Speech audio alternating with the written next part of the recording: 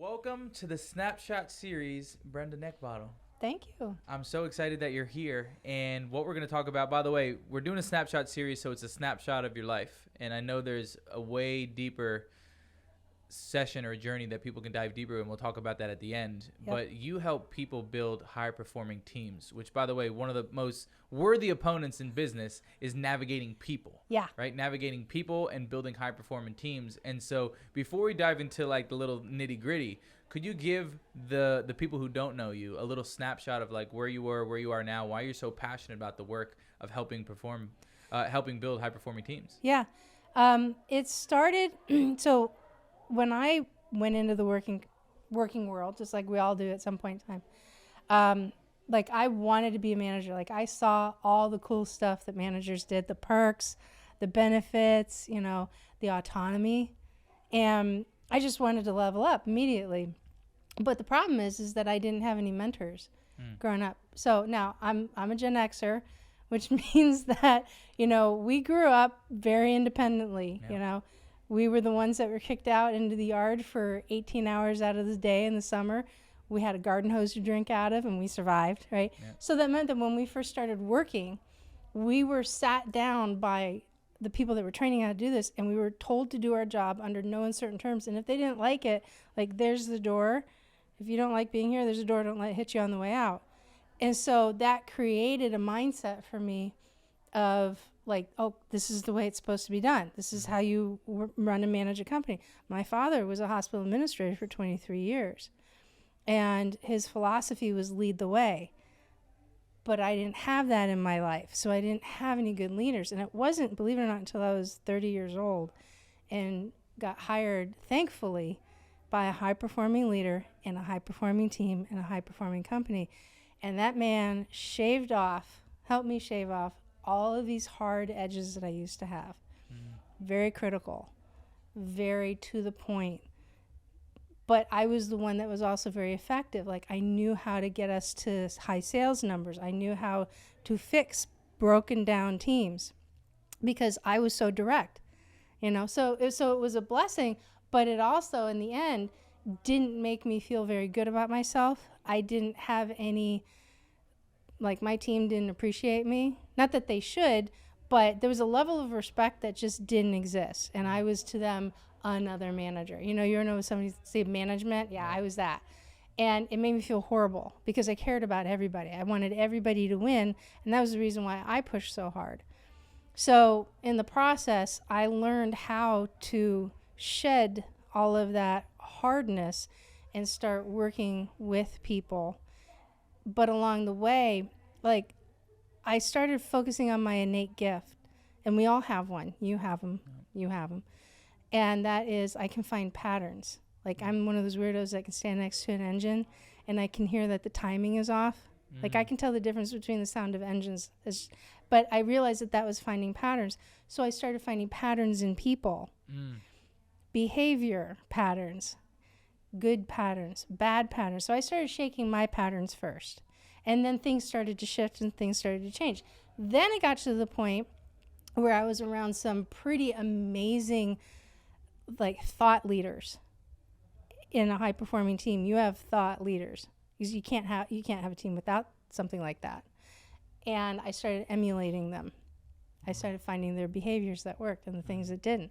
I started replacing my bad behaviors, and it's been that way ever since. I still replace things that I do today, but now I have multiple companies, small businesses. The people that I work with, they're like, man, everything you touch turns to gold. And I'm like, no, I just figured out the patterns. I just figured out how to deal with people and how to work with things.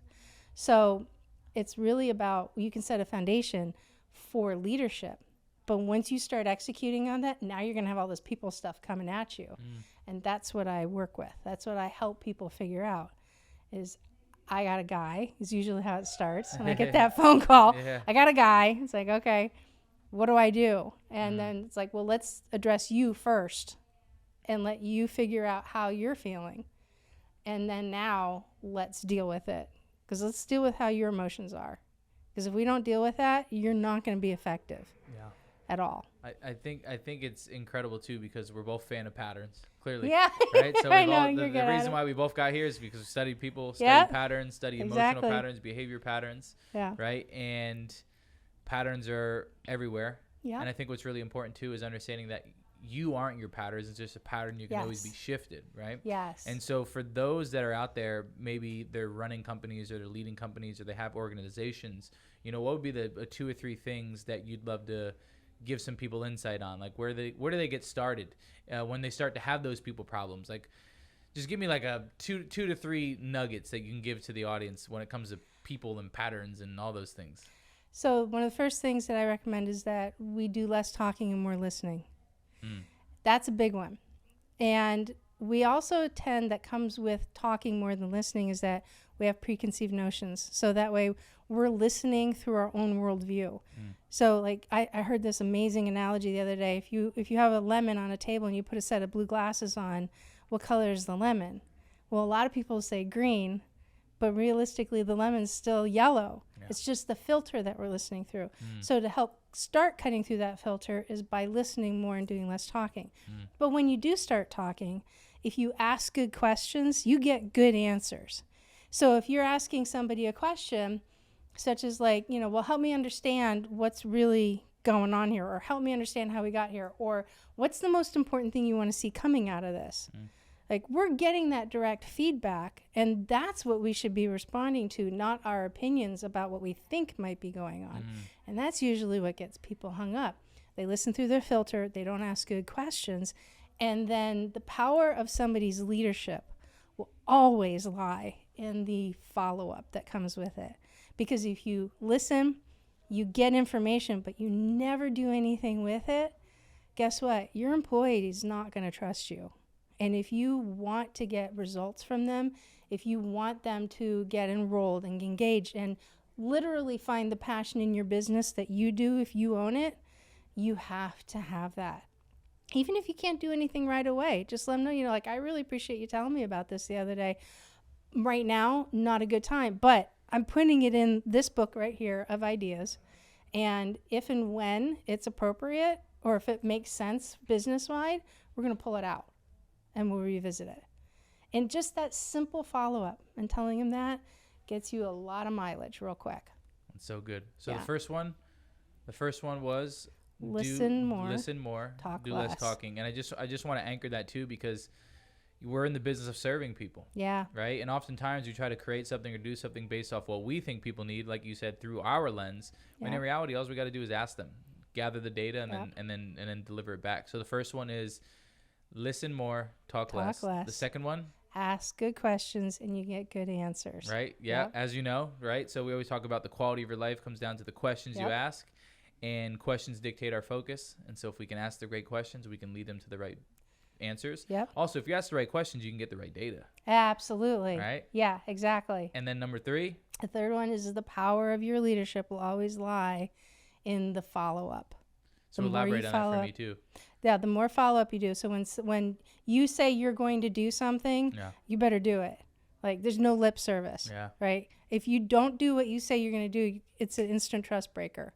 But if you do what you say you're going to do, not only are you building trust, but you're also setting the expectation. You're modeling the way forward. That's why follow-up in leadership is so powerful. And it's the one thing that vast majority of leaders actually miss out on, because there's so much going on. And I get that, right? There's a ton of stuff that's going on. But if you don't follow up with what you say you're going to do, you're out of your own integrity, and people just, quite frankly, aren't going to trust you. They're not going to dance your dance. So good. Because like even me, I'll give like a silly example, but even me, like, right? Like, I use a wheelchair sometimes, I walk around sometimes, and even me with no legs, one arm, like, I'll pick up trash and I'll throw it in the garbage. Yeah.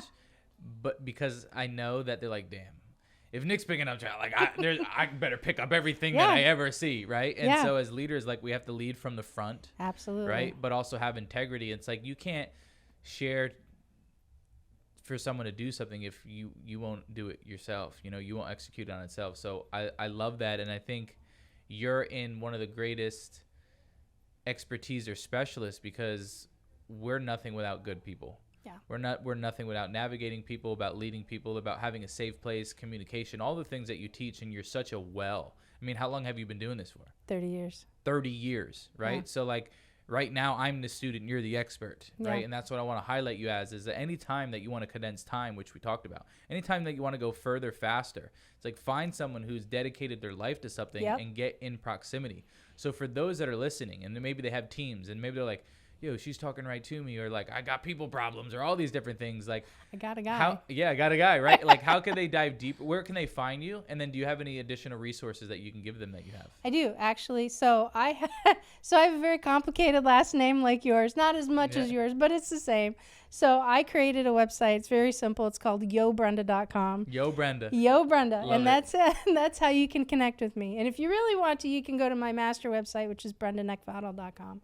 But if you go to Yo Brenda, then what you're going to get, you connect with me that way, you're going to get an invitation from me to actually take my free scripts course. And I'm going to give you the top 3 scripts. I've already said 2 of them in this interview that will help you cut through the drama very quickly, get to the heart of the matter, so that way you can actually start really working with your employees on either setting the expectation or helping them overcome their obstacles. Because your job as a leader isn't to solve their problems, it's to get the immovable obstacles out of their way so they can do their job. So those 3 scripts are huge in helping you just absolutely cut through a lot of stuff really, really quickly so you can continue to focus in on what's important, that is leading and guiding and building your team.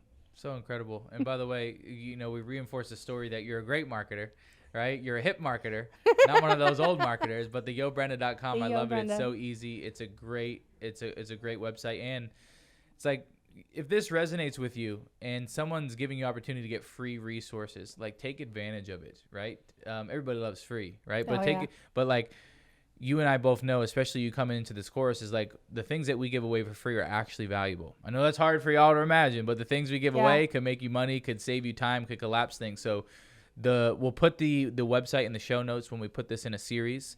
And then for those that want to dive deeper, you're on Instagram? What platform are you on? Instagram, yep. I'm on Instagram. I'm on all of them. Instagram, LinkedIn, Facebook, TikTok. Yep. All the things. So I just want to acknowledge you for your expertise, your willingness to continue being a student of the game, the continuous of being a well and serving other people and collapsing time.